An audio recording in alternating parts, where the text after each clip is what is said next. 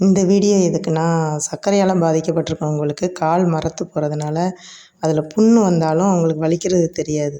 So வந்த புண்ணும் ஆறாது. அதுக்கு நான் எங்கள் குடும்பத்திலேயே உள்ளவங்களுக்குலாம் நான் பயன்படுத்திட்டு தான் இந்த வீடியோ போடுறேன். இந்த ஆயில் நாங்களே தயாரிக்கிறது தான். இந்த ஆயிலில் அப்ளை பண்ணாலே புண்ணு 1 வாரத்துக்குள்ளே ஆறி வரும். ஒரு சுயநலத்துலேயும் ஒரு பொதுநலம் இருக்குன்னு வச்சுக்கோங்களேன்.